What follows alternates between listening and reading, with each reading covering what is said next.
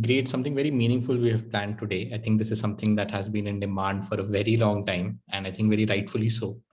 Of course, we're going to be talking about marketing, which Aishwarya, I think you've heard plenty of questions already on Yes, XYZ things about marketing. absolutely. I can vouch on that because I have been interacting with all of them, and they have tons of questions around how should we start, how should we go on the social media platform, what kind of colors should we use, how should we interact with students. So I think this is the right platform, and that's why we have came across and wanted to do this for such a long time. But today we are here, and you have all of you would have access to the chat box. So definitely you can write your questions. Great. I think we should probably wait another minute. Yeah. And then we can probably get started. Absolutely. We also have Ankur here, who's going to be leading the webinar. I'll go ahead and formally introduce him as well. I'm just allowing everybody to, another minute for them to join in.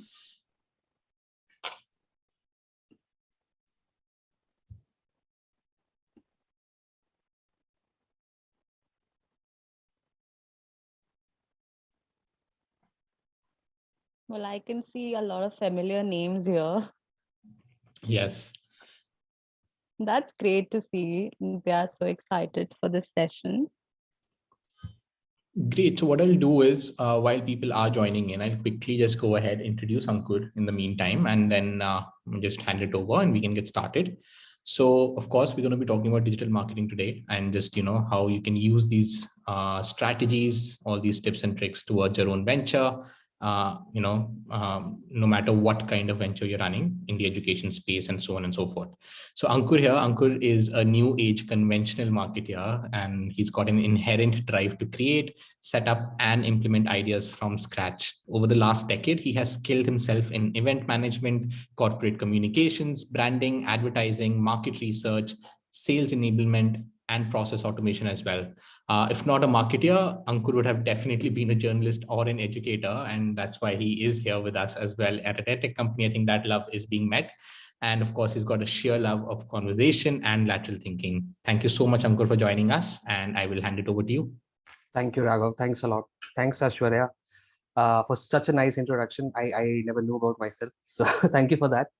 And good evening, ladies and gentlemen. It's a pleasure connecting with you today. And I'm happy if I could be of any help and if I could take you forward with certain things.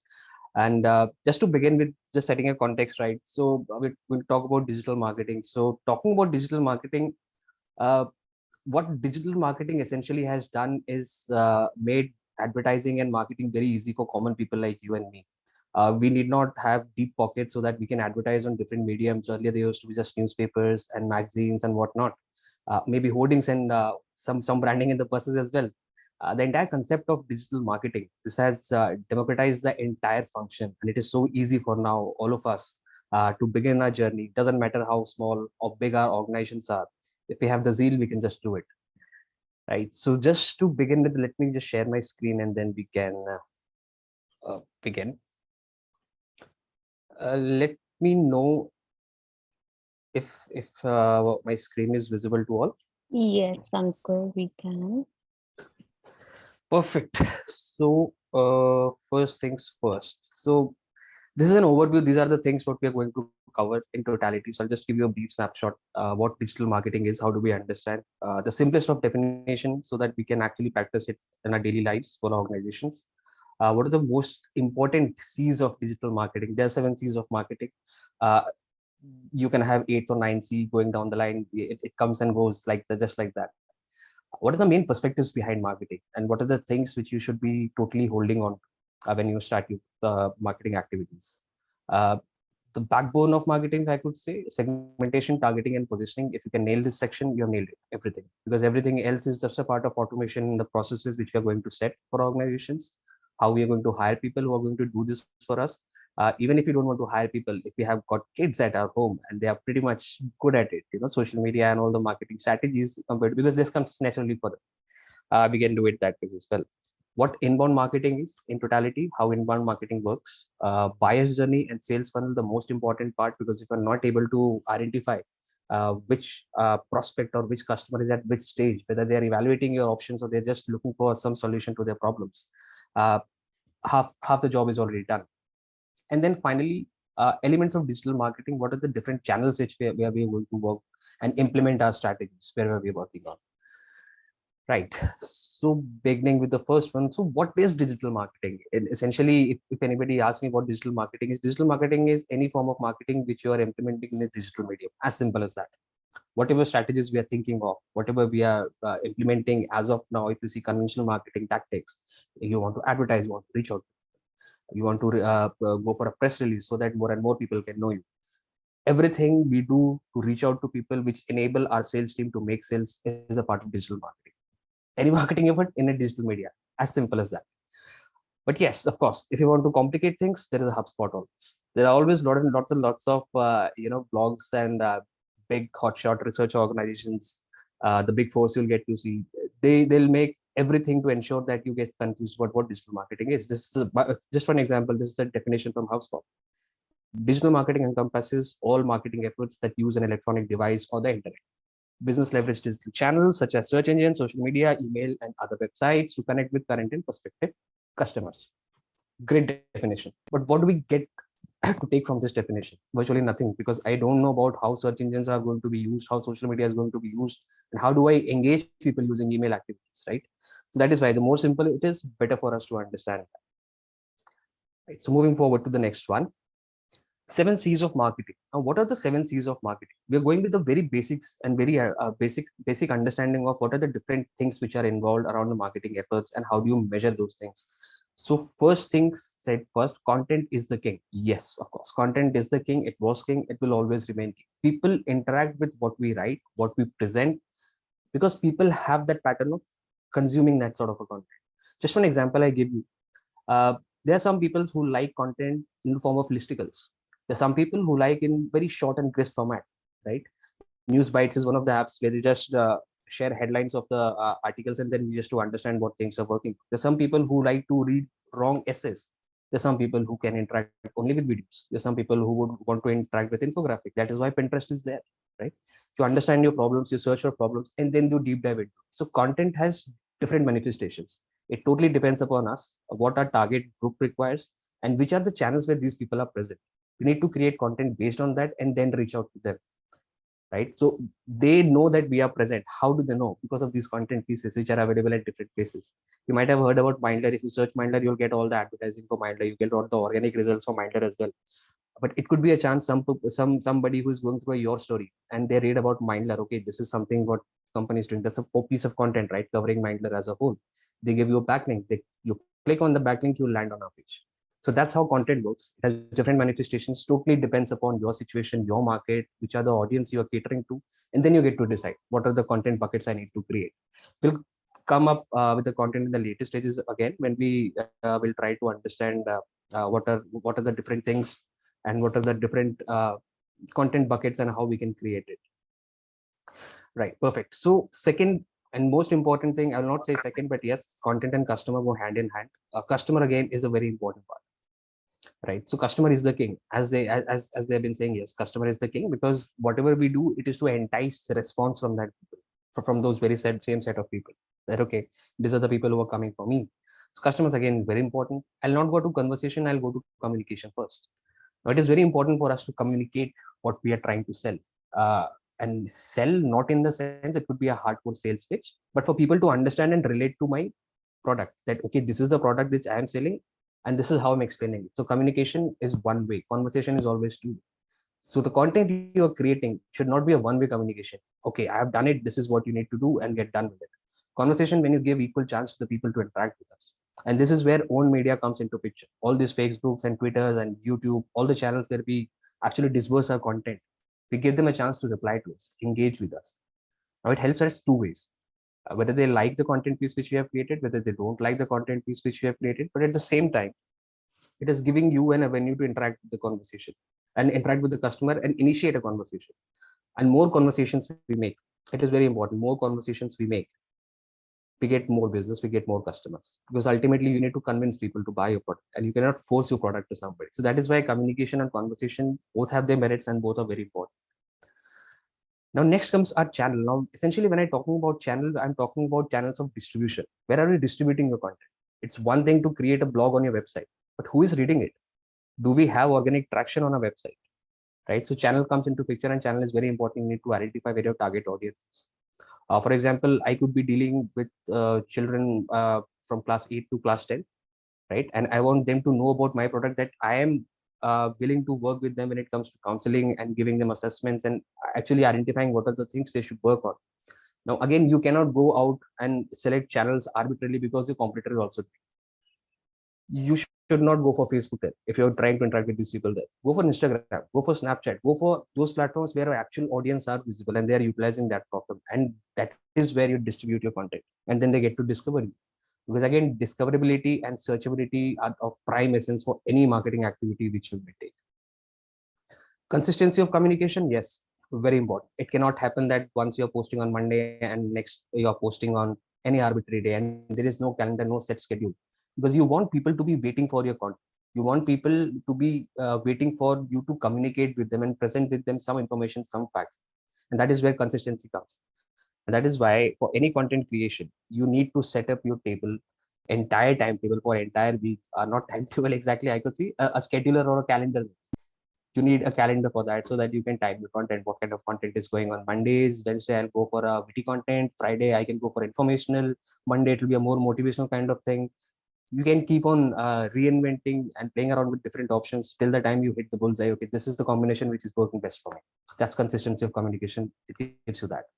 Now, cadence is very important again, because whatever you're doing, it's not important. It's not necessary that every time you'll get the same result from the marketing activities which you're conducting. For once, your campaign or your ideas might work very well, but next month down the line, simply not working, right? Because people are bored of looking at the same kind of content and same kind of communication which you are considering, which is very good for your business. So identifying all the gaps which are there, what are working, what is not working, and then implementing new strategies, improvising on the existing ones, that is again very important. And that is something which is part and parcel of all the marketing activities which we conduct. Right. So now moving forward, we have marketing strategy. What is a marketing strategy? You must have listened to many people and they say, we are going to work on the marketing strategy, you're working on X strategy or Y strategy, but what is it? How do we initiate with marketing strategy? First and foremost is research. You need to identify gaps in the market. Are there any other players in the market who are offering the same services, same products which you are offering, right? And if they are offering, do you hold any edge over these people? So there are always points of parity and points of difference, right? So points of parity is what me and my competitor both have in common. Points of difference is what I only have. And of course, the same is applicable for my customer as well, for my competitor as well. So you need to identify this. And this is where research becomes very important for us. Because unless we know the market where we are going out, you cannot just arbitrarily, start your campaigns and start posting and you imagine that, okay, everything will be put into place. No. If you're in any city and if you're going to sell your counseling to students who are needy, understand how many people are doing it in that market. What are they offering and what are you offering? Are you offering anything extra? If you get to know that anything extra what you're offering, then you can plan your marketing strategy. That how to go about it. And the different ways we'll take up in later slides. There are different ways how you identify these people as well. So planning your marketing objectives is very important. So most of the times people, fumble here what marketing objectives, how to define it. It's very simple, right? If you can answer these 5 questions, your marketing strategy is done. When are we going to initiate it? What is it that we're going to pitch? Where are we going to sell it? And why are we willing to sell it? And who are my potential buyers who will actually buy it? You answer these 5 questions, you get your marketing strategy. How to go about it. That's exactly what we do, right? And everything about the people. Next comes channel. As I already told, channels are very important. Identifying big channels I should be communicating on. It's not that because I'm comfortable with the Twitter that I should go with Twitter and I should start tweeting there. Nobody's there of my target audience group, right? The kids are not using Twitter. So even if I'm actually working very hard for that, but in the end, there is no result which I'm getting out of now. So that is where it becomes very important for us to identify which channels to target. Now, when it comes to targeting, right? So define and identify the audiences based on demographic, interest, intent, however you want. So targeting is one essential part of segmentation, targeting, and positioning, what we're talking about. And that is where it comes into picture. We'll talk at length about it when we move to later slides. Right. Next comes our promotion. So promotion is go-to-market and communications, whatever we are working on. So go-to-market strategy is nothing but marketing mix. What are the things you are taking one after another into account, and then you are taking it forward. That is as simple as that. That is go-to-market communication, right? Collateral, when it comes to collateral, you can call it marketing assets as well. These are essentially the things which your sales team, you want your sales team to be empowered. Your sales team is reaching out to people. They ask some asset, can you share with me something? You have nothing to share. Have some landing pages, have some pages created which is answering typical queries of the people who they are asking. Have some FAQ session planned already, have some brochures ready, have some short snippets ready, or some data card ready, so that you can directly send it to them, and speed up the conversation which you already have established with your prospect. I'll not call it customer as yet, but yes, your prospect. That where the collateral comes into picture. Now, marketing perspectives. So to be very honest, marketing is something which is a recurring process. It doesn't end. It's not like I can plan something today and I feel like, okay, 1 month it doesn't work, I'm not going to continue. No, you need to have patience. You need to believe in your product, and you need to believe in your ideas. What you're doing, it is going to work. And that is why I see investment is in marketing is very important, not only financial. I'm not talking only about financial investment, but emotional investment in marketing is very important, because you need to believe what you are selling and how you are selling. It will give you results. Unless you believe, and if you give up every second day or third day, it's going to be really difficult, right? So if you want to market your product, be sure that it will give you results, but you have to be very persistent about it. Okay, it will come. You'll get your loyal customers as well. You know, some people who will be giving you references, who will be sharing their references with other people, maybe some in their relatives, or some in their friend circle or peer group, something like that. Always keep hold of those people. Don't let these people go who are your customers. Ask for testimonials for them. Ask them to speak something good about yourself. Ask them to talk about the entire experience they have had, and take their permissions if you can use it, if it comes to using it on a website or maybe on a video, right? So don't let your loyal customers go, okay, that guy has paid, job done. No, that is good from sales point of view, but we're talking here from marketing perspective, right? So it is very important to retain these people, because these are the people who are going to give you business, right? References. Now, building your community, again, as simple as that, building your community is very important. When I'm talking about community, I'm talking about people who are subscribing to your blogs, who are following you on your social media pages, the people who are generally and regularly reaching out to you, and you're solving their problems. So engagement, building that engagement with those people is very important. Even if somebody have bought my product, and if I can still engage that person using my blogs and all the postings on social media, which could be interesting or informational or witty at times as well, it's really good for your business, right? Because nowadays what happens is people get to discover each other once you get your organic reach, and once you get more and more people build up in your community, it will multiply your reach, and you won't actually have to not work essentially for that particular portion. Test and learn, as simple as that. Not every strategy is going to be successful. Not every plan which you'll implement will be successful. You will have some glitches. You will have something that you have to ponder about. Okay, this is something which did not work. Identify what went wrong, and don't shy away if something is going wrong from your end. If you feel like, okay, I should not be doing, don't ignore that. Marketeers often do that. If they do something which didn't work well, they ignore the fact, okay, this could not be the reason, there could be some other reason. If you can find mistakes in your own strategy, rectify that, as simple as that. But test, definitely test, keep innovating with other things. A didn't work, let's try B. B didn't work, let's try C. C didn't work, maybe A worked, because the timelines have changed. You are in January, now you're in month of May. Strategy A works here better. It's all about, it's all market driven, right? As the invisible hand which we call in the market. It's all about consumer behavior, how they're behaving, and is there any seasonality to your product which would be sold? As of now, class 10 and class 12 students are preparing for their board exams. It might be difficult for you to reach out to them and convert them as your clients as of now, right? Seasonality. Once it is done, then you can definitely look out to these people and these students, and you can counsel them. Just for an example, I'm sharing, there could be some people who are working for overseas clients as well. It also has got seasonality. You're working for UK, you're working for Australia, you're working for Canada. College applications are different for different countries, right? And that is when you will see maximum peak in terms of demand, people reaching out. Be prepared for it and identify if there is any competitor or not. Test, learn, move forward. Right. Moving to the next one. Now, this is my favorite part, actually. I'll tell you why this is my favorite part, because this is which defines the core of marketing for any brand, irrespective of the fact whether that brand is operating in the services industry or a product industry. It's very interesting as well, because this is the activity which is a part of research which you're talking about. And this is where you get to define and understand and know your actual customers, who these actual customers are. Right. So talking about segmentation. So segmentation is nothing, just the word, as the word says, you got 100 people, you can divide them basis different criteria, right? Assam might be a very good market for me. So my geographical priority, if I'm based out of Assam and Assam is a good market for me, has to be geographically Assam, because first I capture my local market and then I scale up, right? So geographic segmentation makes sense if I'm working that way. Demographic segmentation, if you have a product which you are catering to a particular age group or a particular gender, and you feel like, okay, this is something which I'm going to do, and this is my point of difference as well. Identify those demography and segment your users based on demography. Psychographic classifications. Now, psychographic classifications is the most interesting, because this is something which is more a mix of behavior and a mix of a reaction to a stimulus which you will actually do at the end of the day. So I'll just take you for an example how a psychographic classification works. So this is a typical buyer persona is, right? And this is how you define actually how the psychographic classifications are going to work for that person. Consider this person me as an Ankur, right? So what is my demographic? What is my gender? What is my age? Where I'm coming from? What is my professional role? Buying decisions, how do I take it, right?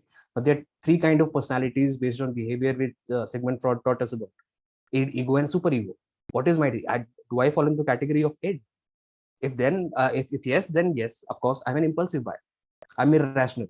I just want it because it's not about my need, it's about my want, right? And there's a basic difference between need and want, right? Need powered by your finance. If you can buy it, if you can afford it, it becomes your want. I want a shoe is my need. I want a Nike shoe, that's my want, because I can afford it, right? So need backed by money power always becomes your want, and you should always look into that whenever you're defining your customers. That who are these people?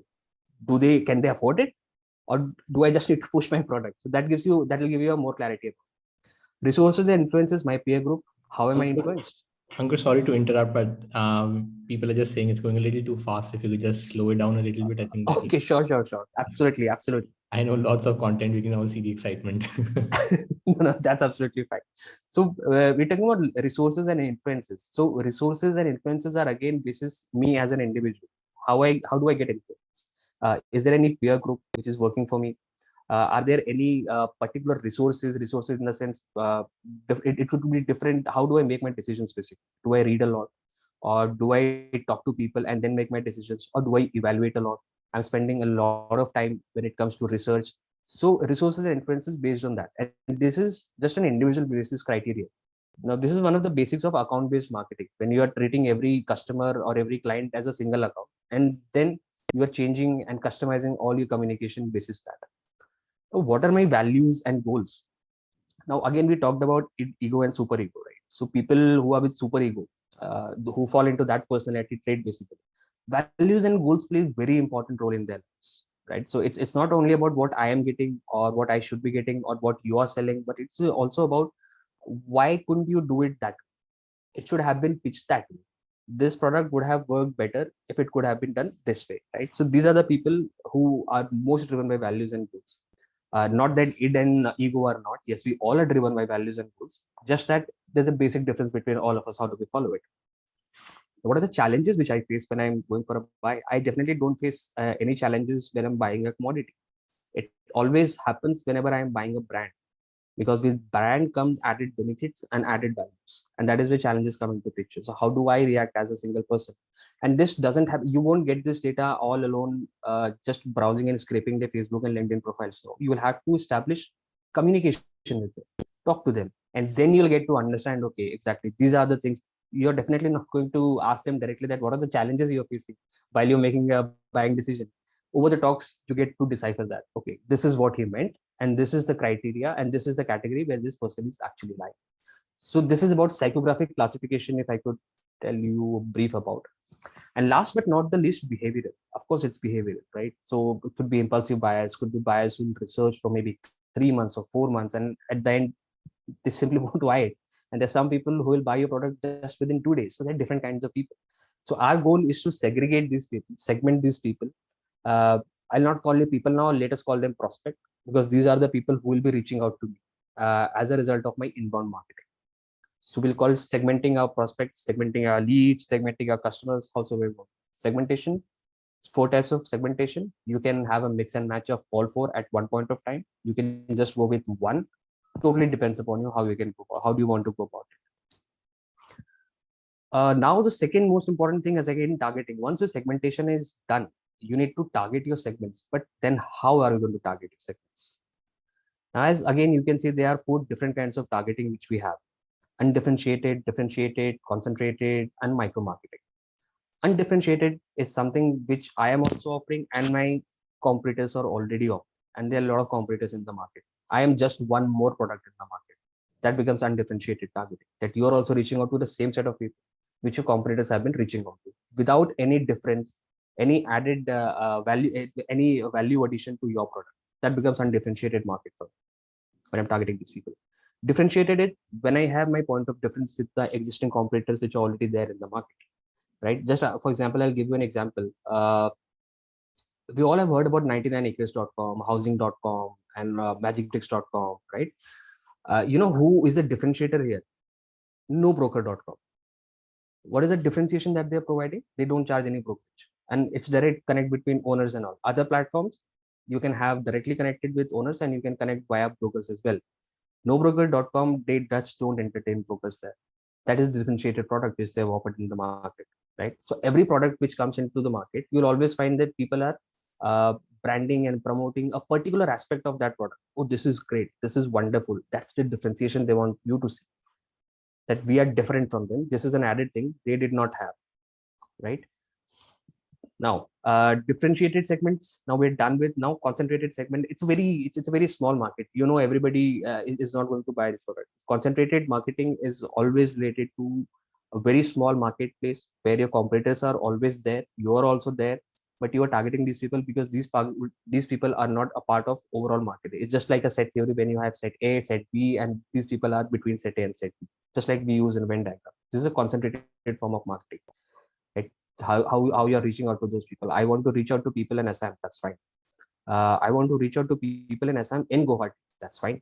I want to reach out to people in Assam in Guwahati who are CA students. Very concentrated, right? Within a market, I'm going within a market and I'm trying to identify my people. Okay, this is the potential customer because I'm selling that kind of a product. That becomes your concentrated targeting. Last but not the least, micro marketing. So micro marketing we use whenever we have a niche category. Right? For example, you won't find the BMWs and Audis and these all big brands advertising for everybody. You'll rather not get any calls from these people, but yes, you will definitely get a call from Bajaj Finserv every next day. Doesn't matter how many times you block them, right?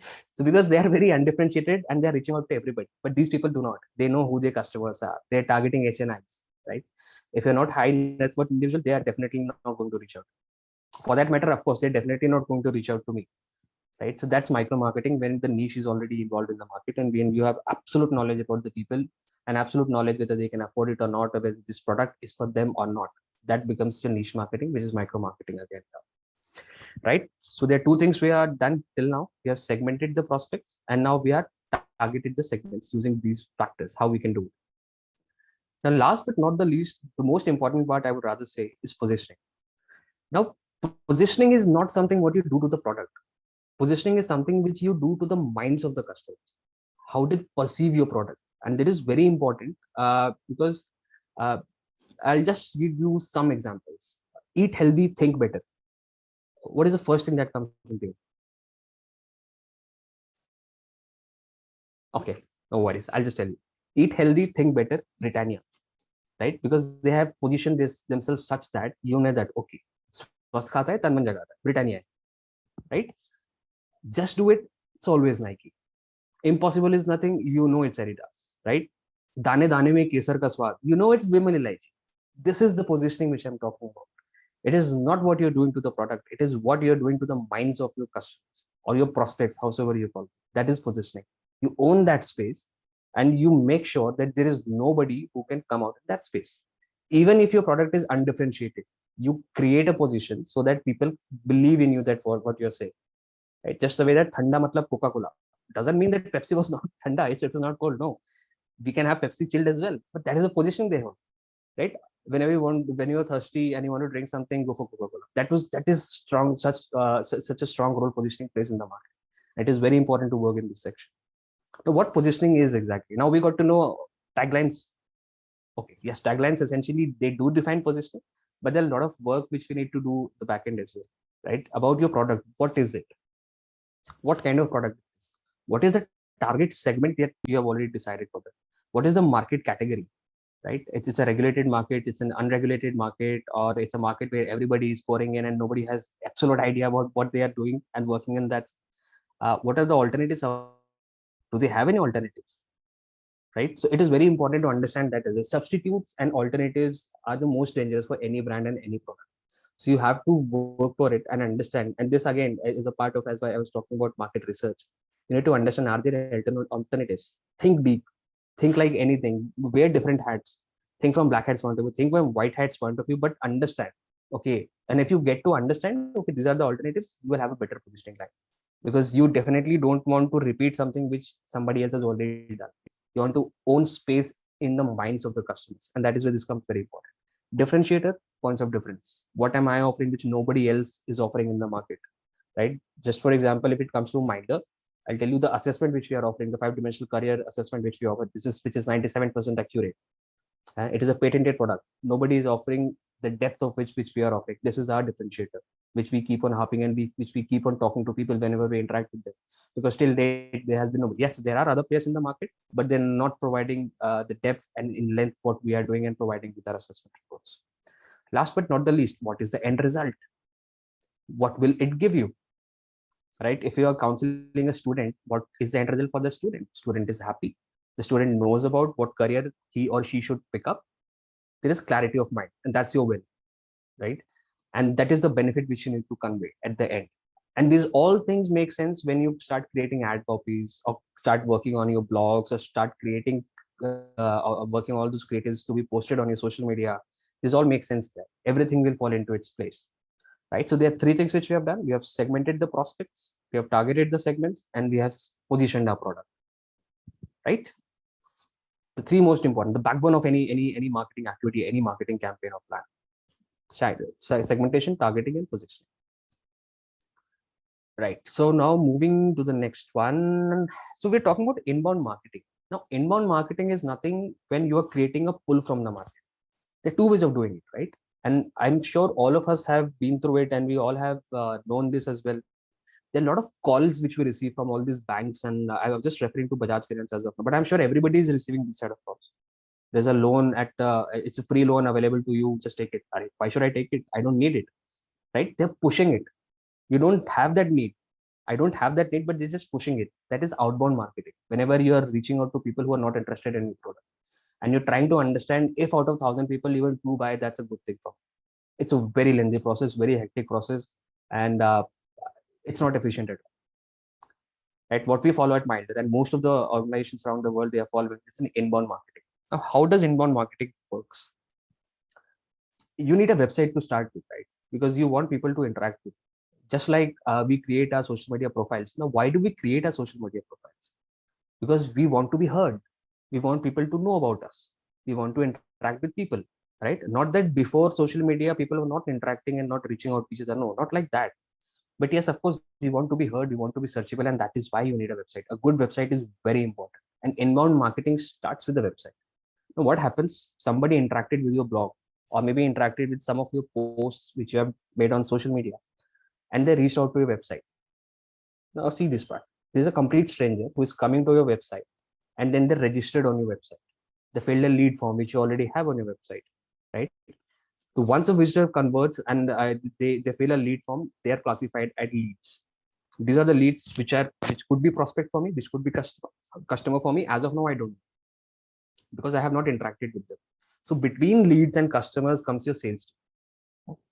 Now, these are the people who are reaching out to them and making them understand. So you filled a form on a website. Is there anything I can help you with? Are you looking for counseling for your child? Are you looking for your child to study in UK? It depends upon you how you want to make your contact form. It could be tailor-made, absolutely tailor-made. It's entirely up to you. From leads, we get to customers. When the prospect finally pays is the customers. And then in return, these customers become your promoters. They advocate your product to other people. It could be in the form of word of mouth. It could be in the form of simple referrals. So this is how inbound marketing flow works like. If I talk about actions, what actions it is actually getting people to work on, it is attracting people, then converting them into leads. Once they fill the lead form on your website, that is closed at a customers.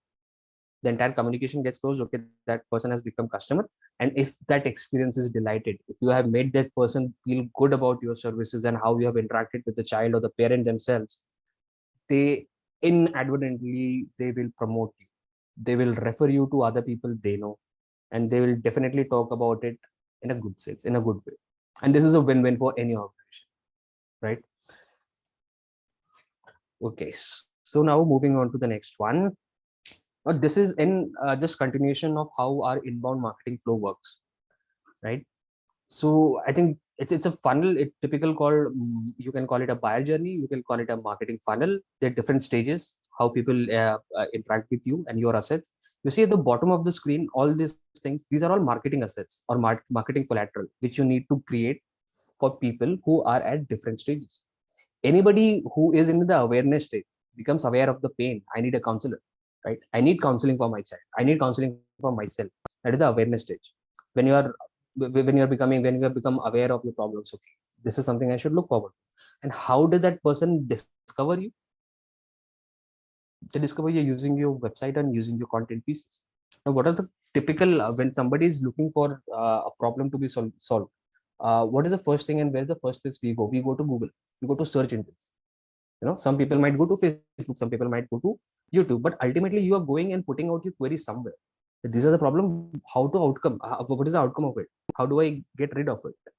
And how do they get to know about it? Interest and awareness. If you see the bottom half of the screen, social search advertising works here. Email text marketing is outdated nowadays, but still text marketing works. YouTube ads, video ads, online display advertising, word of mouth coming from your previous client who had a good experience talking to you, right? Same thing, findability. How do we search you? They need to search you on Google or somewhere else, right? How do we search you? You need organic search paid ads. List yourself in directories, list yourself on map, or your organization should be visible on the map so that they can find, okay, this is an authentic organization. I can trust that person. There are different apps which are coming near me. How many counselors are near me? Reputation. This is the stage where prospect typically evaluates the existing solutions, right? There are a lot of players in the market. Now, this is a stage where the person is aware of the problem he or she has. Now they have discovered your website as well. Now they are evaluating between you and your competitors, which one to go for and what is the best benefit. Now, it could be driven by cost, it could be driven by quality, it could be driven by both. It differs from customers to customer, prospect to prospect, right? How do you entice these people who are still confused about it and they still don't know whether you are the right organization for them to go or not? Invest in blogs and articles. Reviews. This is where testimonials comes in. Your reviews on Google My Business comes into picture. Social media, achievements, whatever you have done, word of mouth again. These are the things which help people take a decision. Okay, this is the correct one for me. I should go for it. You see, we are interacting with these people at each stage with a different aspect, so that we can enable them to reach out to us, talk to us, and pay us for our services. And if this stage is done well, you convert that person. It's a conversion for you, right? You can get conversions on your website. You can ask somebody to pay directly on your website, get the payment receipt done. You can virtually explain somebody and make sure that the payments are done. It could be an in-person sales as well. We're reaching out to people and they're like, okay, we agreed. We are finalizing. There are 3 different ways you can do it. And last but not the least, I'm just talking about customer delight. You get advocacy. People are going to refer you within their peer groups. They're going to talk good about your brand. They'll be willing to share their testimonials, all their experience, the journey they have gone through. And this is a big win for any organization, right? Because it is making sure that whatever you are working on, this is actually creating an impact. And if anything which has created impact, make sure that it finds place on your website. You can create a testimonial section all alone or a different page altogether. You can ingest it within the product pages. See, these are the customers who have already bought this and this is how they think. Right. So,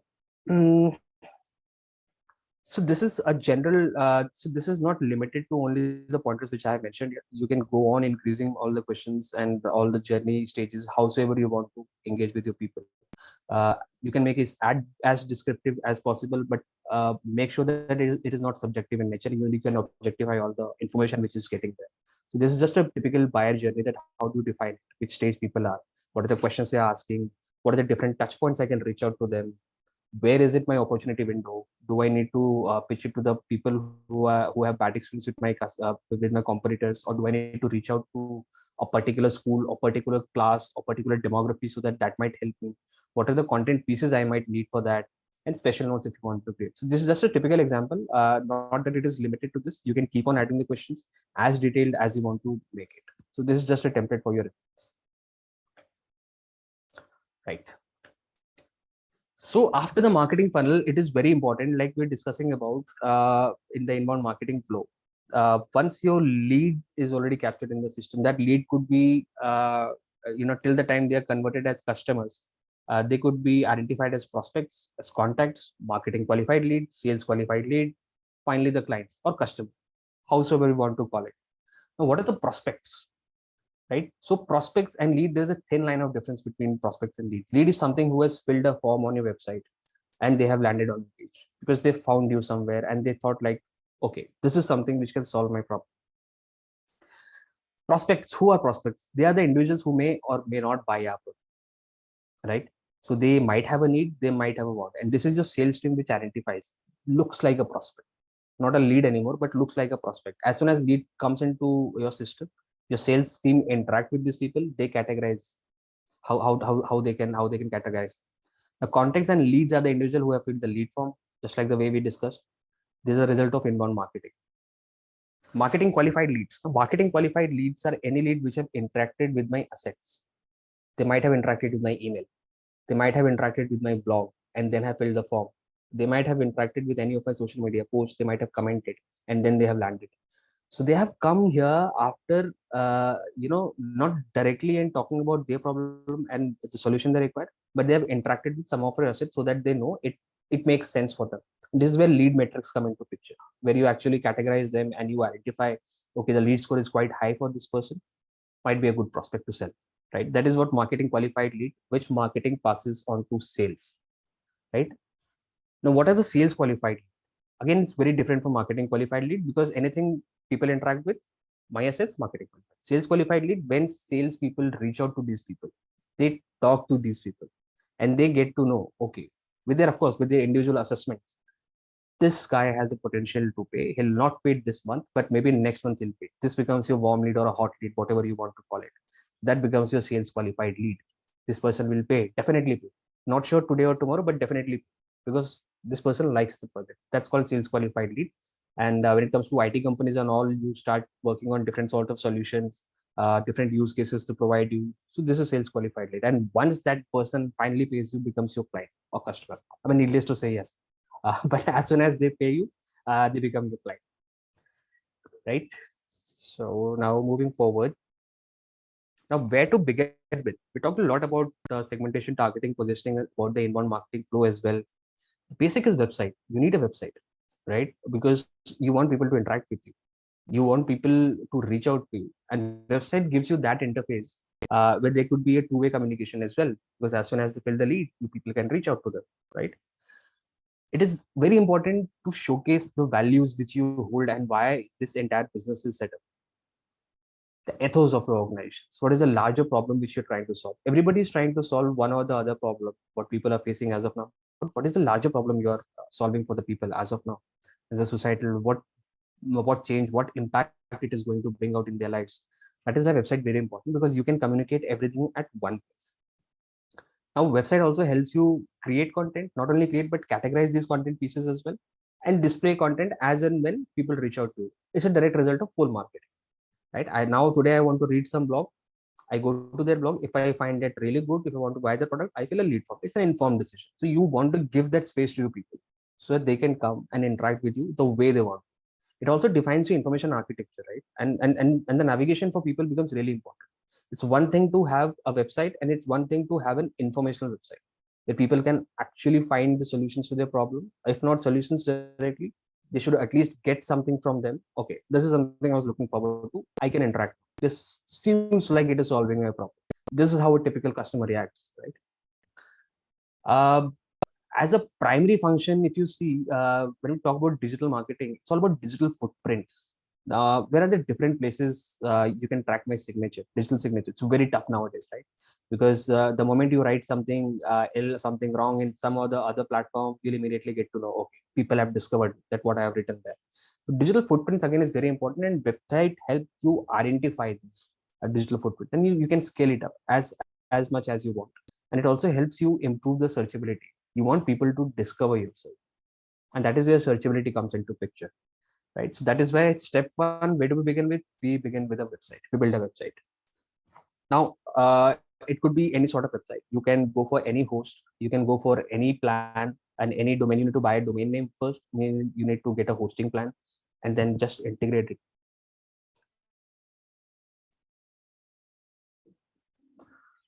Now we're coming to elements of digital marketing, the last part of it. So let me just simplify this elements of digital marketing. If you have done everything, whatever we discussed before this slide, everything we are going to talk from this slide onwards is going to be cakewalk, absolute cakewalk, because that is the most important thing which one has to understand, one has to know. If you have done your homework well, you will not falter here, right? So what is search engine optimization? So search engine optimization is you understand how search engines behave, and you create content on your website basis the crawl bots of Google can come and reach out to me and find my content. Discoverability, the main factor again, that is search engine optimization, right? It is an organic activity. Nothing is paid here. Everything, whatever we are talking about SEO, is organic in nature, right? You have to get your full site website indexed. Indexed, what does it mean? Google need to index. The webmaster of Google, webmaster of Bing, they need to index the website completely. What does indexing mean?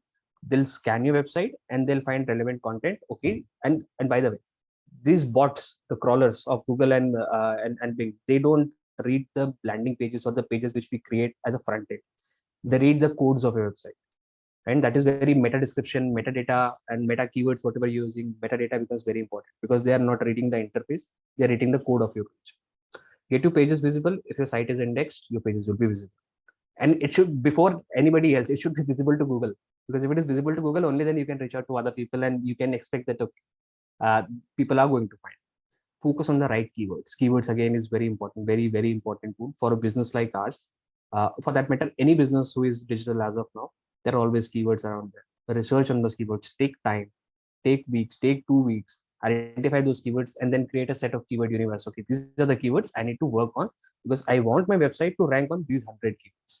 And then you start working on 100 keywords. That how to get traffic, and this is organic traffic. This is not paid traffic. SEO is all organic. Once you find the keyword, you create specific content based on keyword. Why? Because these are the keywords which your potential clients are looking for.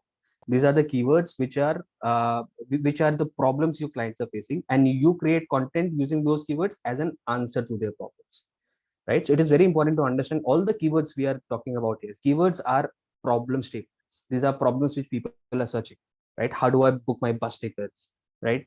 And then pops up a result. Do you want to book your bus ticket? There is redbus.in. That is a solution. The content is a solution for that. Just one example, I'm sharing this.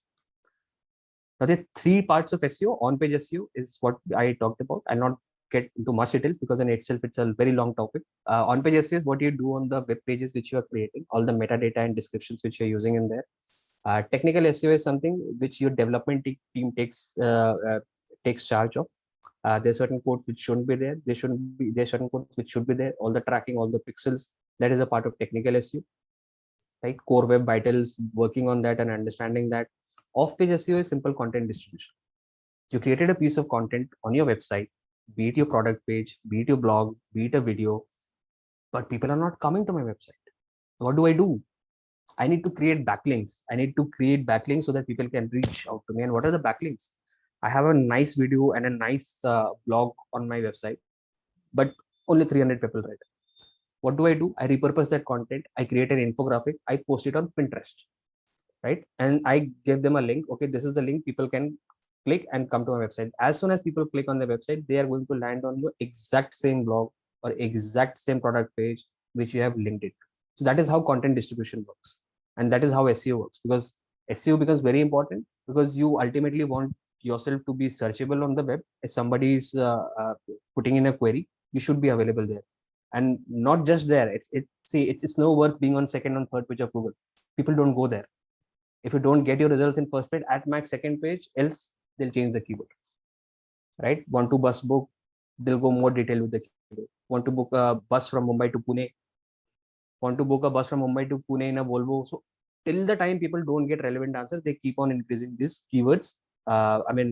Yes, keywords. So these are called long tail keywords which we are using. So it is equally applicable for SEO as well as SEO. Now you see there's an example of career counseling after class 12. This is an organic result, by the way. And if you can notice, the counseling spelling of counseling is wrong. Right? It's counseling. But Google understands it. It's an intent-based thing, right? They understand the intent. Okay, that person might have misspelled, but this is the result they should see. You see, the top result is Mindler, because what I've searched career counseling after 12. This is one of the keywords which Mindler has. You see, second result, Siksha.com, careers. Third is a blog. So my product page is actually beating a blog of Leverage EDU, right? This is because I have worked on SEO for this particular keyword, career counseling after 12. Massive content distribution around it. That's why it's searchable and people can see it. Now let us see this example. For example, best career counselors in Delhi. My query has changed. Now you see, Edu Milestones is ranking number 1. Why? Because I have not probably worked, but and by the way, this keywords ranking keeps on changing on a monthly and a weekly basis. You know, somebody who has spent more time on SEO, their result definitely will get higher to you. Not that Mindler is not working for it, but Mindler is a second result, second organic result coming there as a query. So with each keyword, with each query, your page rankings might differ, and that is why it is advisable to use as many keywords as you can. Keyword universe should be more. Suppose you have a set of 100 keywords which defines your keyword universe. You can have focus keywords 25 or 30, which you can regularly come up with, and other keywords could be a part of your blogs and distribution. Sometime or the other, they can help you out. So that's the basic difference between it. Now, as a resources, I'll strongly suggest anybody who is interested, and this is very easy job. This is very easy job. And digital marketing, I was talking at the start, it has democratized everything for everybody. So no special skills get needed, and anybody could be a digital marketer. Trust when I say that. And just go to the blogs. These blogs are awesome. My personal favorite, I have put in all these here, and it doesn't require any knowledge, that you already have, and then you can scale it up. Nothing like that. As a keyword planning tool, I would suggest Google Keyword Planner. There are many other tools in the market as well. I'll suggest start with Google Keyword Planner. I still use it. There are other tools, but they all are using Google APIs. So ultimately, you'll have to go through Google, right? So use Google Keyword Planner, and it will help you understand what are the keywords that you should be working on, right? This is search engine optimization, SEO, right? Now moving on to next, this is SEM, which is search engine marketing. These are all the ads which you see when you click on certain things. Any query you put in and you get to see ads. These are also called pay-per-click, complete form of advertising. Again, keyword type, there could be different keywords type, commercial, transactional, navigational, educational.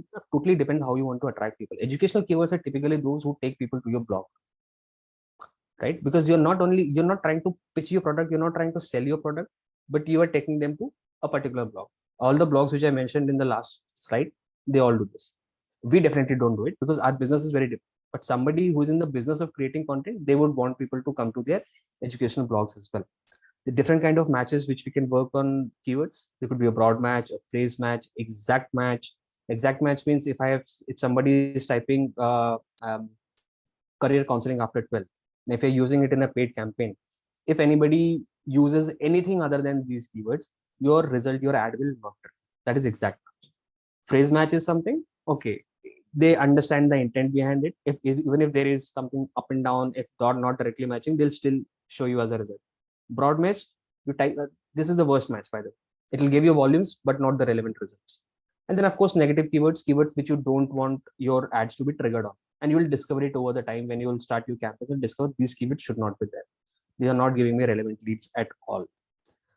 Long tail keywords, as we're discussing about, right? Long tail keywords are very high on intent because a person types long tail keyword only when he or she doesn't find answers using short key phrases, right? Book ticket online, fine, plethora of options. Some results showed up to you, but you're not sure. Mumbai to Pune, in a Volvo, in a sleeper. The longer you go, the higher is your intent because you're not able to get the answers which you're looking for. And search engine marketing is all about intent. Any search engine is all about intent, right? MSV is monthly search volume. Before you pick up any keyword, you might feel like this keyword is perfect for me. This is where I should advertise. But when you check monthly search volume, you see 500, only 500 people. And that is also average. So on an average, you might end up getting on a month 100 clicks. That's it. And maybe even after that, only 2 people would filter and register your on your website, right? So always keep in mind, cutoff, bare minimum cutoff, take a bare minimum cutoff of 1,000 or 1,500 search volumes per month, and only then decide on those keywords. Right. So now again, this is the same query which I have put in here, right? Career counseling, and again you see counseling spelling is strong. Now what I see, Mindler's result, you see there is an ad prefix before Mindler's ad. This is how you identify which are ads and which are organic results. In our last slide, all the results were organic. There were no prefix before them as an ad, which is showcasing here, but now it is. So career counseling after 12, yes, Mindler on an organic result as well as on paid campaigns, we are one on Google. Let us see another example. Career counseling services in India. It's a very generic query, right? I'm not career counseling services in India. My intent is not very clear. It is very generic in nature. I could be at any point of at any point of time. I might be at different position, at different place in India, and this result changes. If I search it from Mumbai, it will be different. If I search it from Kochi, it will be different. That is why you don't see Mindler career counseling services in India, because we are not using this keyword, right? And that is one reason you see these ads. We will show up not in ads but in organic results. So these are all ads. People are bidding on these, right? You can bid on those keywords. How many rupees you want to invent, and if a competitor is bidding 2 rupees for these keywords, anytime this somebody put this query and a competitor has put 2 rupees, that person's ad will trigger first. You make it 2.10, your ad will trigger first. It's all about bidding and understanding how and which keyword to bid on. Again, these are my favorite resources. Please go through it. Very easy, very understandable, and you can actually start working on your campaigns on your Google dashboard from the day one. Search engine land, the best blog whatsoever. Not that the other two are not, definitely not like that, but yes, one of the best blogs. Advertising platforms, we are talking about search engine marketing, right? So search engine marketing, Google, Bing, and Yahoo. Google is most preferred. Now, last but not the least, SMO and SMM. So this again, as we're talking about Google is intent-based marketing. Social media is all interest-based marketing. You cannot target people based on intent. It's all about interest. What do you do when you advertise and reach out to people here? They have their different interests. They like certain pages. They like certain brands. They are good at certain things. That's how you target people. That is a basic difference between these two advertising. One is intent-based, and this is all interest-based advertising, what we do here. It's a typical example you can see on the right. It was a webinar which we conducted. It's one of the posts which we used there. It's a simple organic post. We didn't boost it, we didn't market it, nothing like that, right? And again, this is also an organic post. This is not an ad which I'm showing you as of now, but what I'm trying to show you is the difference in content and the narrative which we are setting here. This is called content buckets, right? The right one is more informational, more educational. They're inviting you to do something, come to attend that session of ours. The second one is more like a meme, right? And trust me, no business school teaches this, no management school teaches this, how to use a meme. But over the next 2 to 3 years, we'll definitely have a separate post created, which is called a memographer, because it's a rage nowadays, right? It's very easy to communicate using memes nowadays, and people get convinced, and especially our target audience. They don't want to read all those long essays, like, right? What used to be the charm in the early days. They don't want to do it. If it hits the mind, it's fine. Attention span is very low for people nowadays. So it's better that you reach out to them with some catchy thing so they can spend some time. You know, average time spent with a child spends on Facebook when they're scrolling their feed, or be it on Instagram, anywhere, 3 seconds. If you cannot capture their attention within 3 minutes, 3 seconds, it's gone. That is why, bundling all your content buckets is very important for the different parts you're going to work on. And it gives you an extra edge on social media. I'm sure you all are, most of you would be following Zomato. There's a handle called Social Samosa as well. You see, the content is not like it's only me, but there is a diverse range of content which they create, so that all age group of people can interact with them. That's how it works. Again, the go-to resources, I'll strongly recommend to go through it. These are all wonderful blogs which people write and make it very easy for people to activate their own platforms. Some of the platforms which we can use or rather I'll say channels which we can use in social media: Facebook, Instagram for sure, Twitter, depends if your audience is there. YouTube, you must be there. I mean, if you're not on YouTube, it's very difficult to be searchable, right? LinkedIn, you wish, if you want to, you can be there. Snapchat, if your audience is there, try and understand, learn those platforms. If you cannot learn those platforms, I'm sure there are some kids around at your home. They'll help you understand. The same thing happened with me. I had no idea what Snapchat was, right? So my cousin explained me, okay, this is how it works. So I still don't find it good enough, but yes, this is how the next generation is interacting. Again, we're talking about different forms of content consumption. Somebody likes Pinterest, you have awesome blogs, create an infographic, post it, right? People can come from those platforms as well. Right. So moving on to the next one, I think elements of digital marketing. This is pretty simple. I think email marketing, it is here to stay, right? So there's resources here as well. I'll not get much into email marketing because I think we are already short of time. So I think I'm just going to rush it through. But no worries. We are here for we are here, and we'll be conducting more sessions if there is a need for me. People say it's overrated. Email marketing is dead. No, it is not. Emails are not dead. It's just the way how you create your emails and send your emails. You cannot send boring emails to people just because you have to send an email. No. Make sure that these are transactional email or user action based email. So there are 3 or 4 types of emails which we have. Transactional emails, you logged in, there is an email triggered to your end. Welcome to XYZ brand.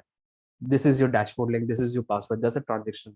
Educational email, when you are probably sharing your blogs with them, all the YouTube videos which you have created, and then they are learning, okay, this is something which I should be looking forward to. A sort of newsletter, it could be fortnightly, it could be monthly. Promotional emails, yes, there's a new scheme which we have come up with, which is there's a new product which we have. Why don't you try it? It's a first trial is free for you because you are a customer. Conversational emails, again, when you're when you want to invoke a response from the people you are addressing. And drip email, again, tied to user action. As soon as user clicks this mail should be triggered. If somebody has reached the stage, they have completed the assessment, this email should be triggered. If somebody has downloaded the report, this email should be triggered along with the report. So these are all called drip emails. CTAs and CRs are very important. You see this, take the survey and browser template. These are called CTAs. Call to action buttons. It is very important to make sure that people know where to click. You do not want to send a link which is pretty long and then people click on it and then land on your pages there. No.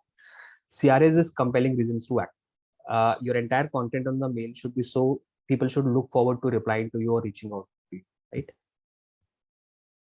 So again, so these are some basics which we need to do. Road to success. These I've just taken down all the pointers which we have discussed and then how to go about it for on-page and off-page SEO. Optimize and refresh content regularly based on your keyword research follows.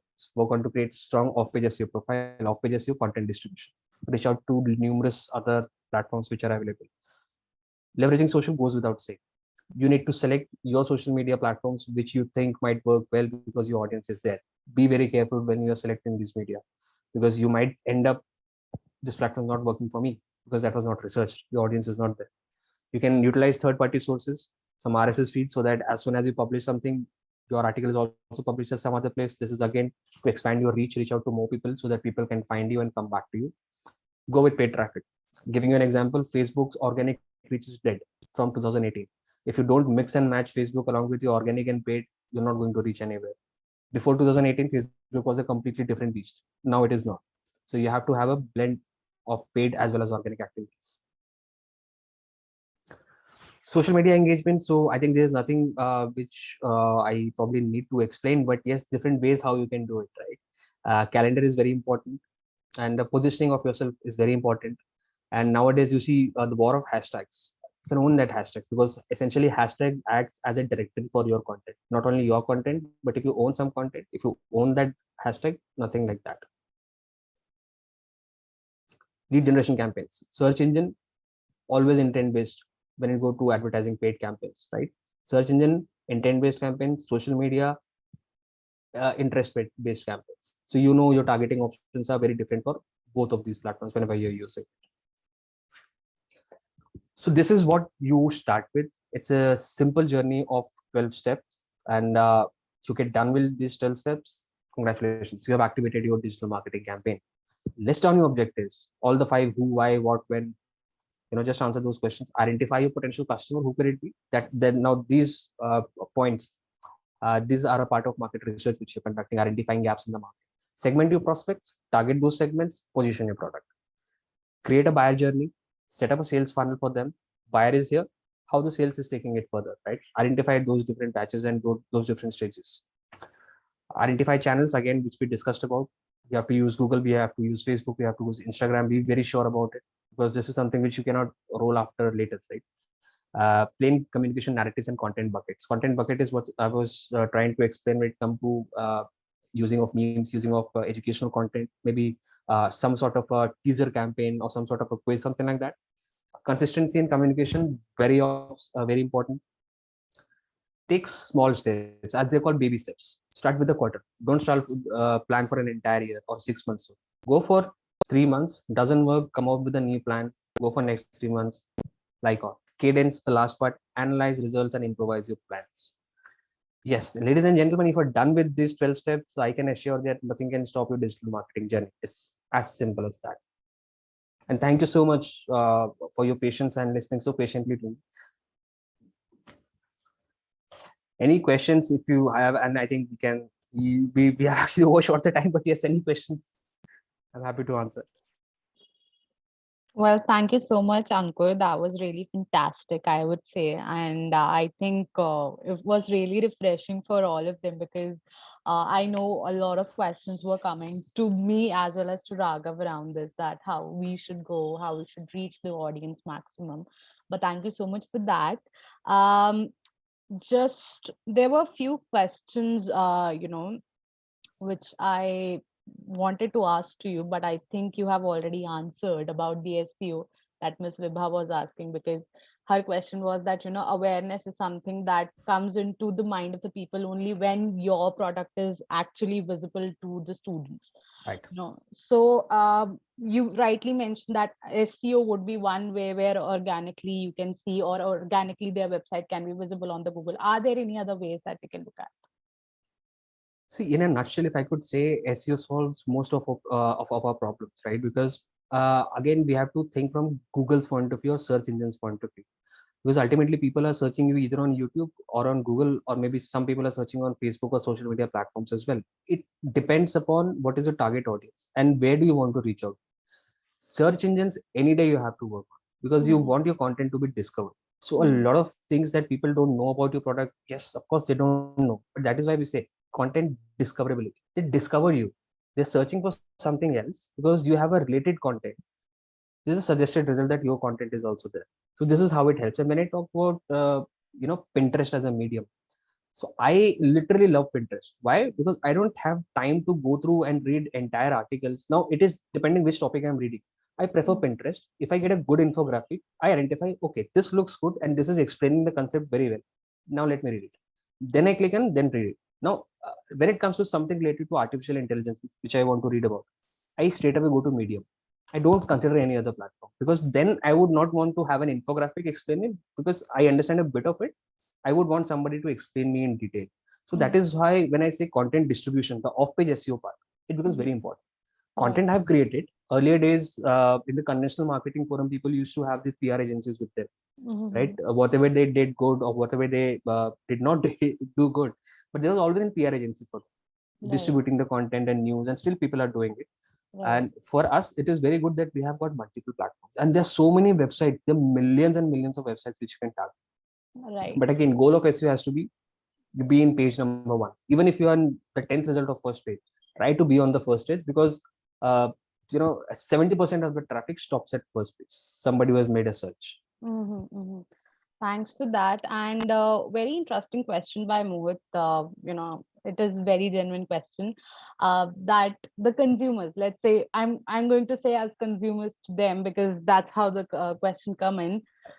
The target audience of ours is students, but the real stakeholders are parents. So as a career coach, because I'm thinking as a perspective of a career coach, and so do they. So as a career coach, what I should keep in mind, because my target audience is not just the student, but as well as parents. So how should I engage parents into my website? Very good question, actually. So this is where a content bucket come into picture. When we are talking about content bucket, so content bucket, what is content bucket? It is variation of content and variation of your ideas, which you can share with people around. And I would say for any deal to be made, not only our condition and our typical case, but for any deal, there are two kinds of people. One is the direct buyer. Second are the doorkeepers. To go to any ITS companies, you try and reach out to directly the director level person who is actually responsible for buying that person. You will not be able to do. You need to convince that purchase manager first. So in our typical case, students act as doorkeepers. If you convince them, they go to their parents. That's one way of doing it. Second way of doing it is directly interacting with your communication should be designed such a way so that you are directly communicating with parents as well. Just one example I tell you. Uh, Now, if I want to market my product and I want to tell career counseling is best for me and this is what we give you, I know about my product, I want to reach out to a student. So are you worried about your career? Are you confused about your career, that what should be doing? It could be a blog topic, it could be an ad, it could be a social media post as well. The same could be tweaked as, are you worried for your child's future? Are you worried? Is your child worried about the career he or she should select, right? So what is happening? I'm communicating the same thing. But the way I'm putting it, the way I'm writing it is very different because one, I'm trying to target the student directly. If student gets convinced, parents will be like, okay, we're convinced. And if parent get convinced, you know how thing works in India, right? If the parent is convinced, child has to do it. There is no other option for the child. So there are always two options for it, and you can reach out either ways. But I'll suggest have a blend of both. Content buckets are very important, and you should always identify this target groups, yes, but ultimately, person who is going to pay are the parents. That's right. That's absolutely right. I know we are short on time and we have overboarded as well. But before we get off, few tips for the people who have just recently started the freelancing or started using Mindler Partners platform and starting their journey as an edupreneur as well, not just as a career coach. You can use Canva. A lot of people were asking, how they can go about create their own digital platform because they are short on finances. They wanted to just try it out themselves. So Canva is one of the good platforms. I think Ankur and Raghav both will agree on this because we are also constantly using it for some or the other purposes. You can use Canva for sure. It has lots of templates for you. You do not have to be so much creative. Sometimes it does gives you ideas. You just mold it a little bit and you can start posting it. Think about the color schemes, how attractive the student candidate to be, because colors also play very huge role. There should be a theme to your color, the way that ICCC has a theme, the way Mindler has a theme. You could also play with your own themes as well and try to engage into what actually students would want. Go to Instagram someday or the other, what kind of trend it's following. Go to Snapchat someday or the other. I know you are not so much acquainted with digital marketing, but make sure that you're getting into their shoes so that you will learn little bit more and try to prepare a schedule mentioned by Ankur, the own expert. So follow these 2-3 things, you will definitely ace it. Absolutely, absolutely, Aishwarya. Just want to quickly address few questions that have come in quite a lot. So the recording, yes, it will be made available on the Mindler YouTube channel, Mindler social media. So now that you've attended digital marketing, yes, that's where you will find it on our social media. So make sure you're following Mindler social media and you will get updated. Mindler Insta handle is @Mindler Careers. That's about it. What I've also done is in the chat box, I've also put in a feedback form for all of you. I know there were hundreds of you who joined us today. It'll just take you 2 minutes of your time to share your valuable feedback for us, for Ankur. I think that will mean a lot to us.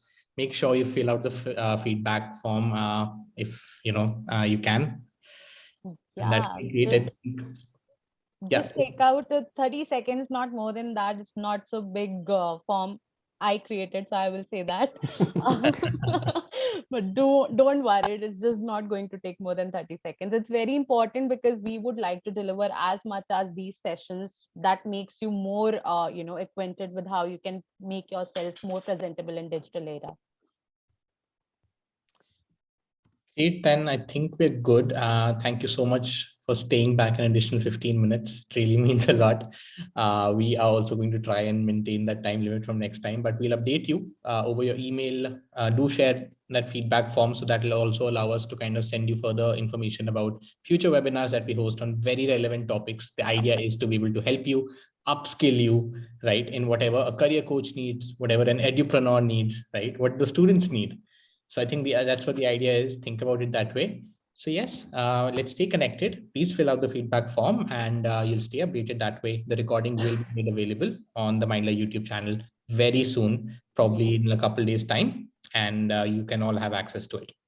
Let's wait for another minute. I think we are still receiving lots of feedbacks. If you have filled in the feedback form, just say yes in the chat box, and that would be really great. Okay, perfect. Thank you so much for the ones who have filled in, and thank you so much for the ones who are still filling up. I just request to please fill this feedback form. It's really important for us. Well, I will take one more minute. I think I have picked a few good tips. That's right. That's what we wanted, right? That's how it is. Nimesh, don't be worried. We will. Don't be worried. All right, then. I think it's time to close.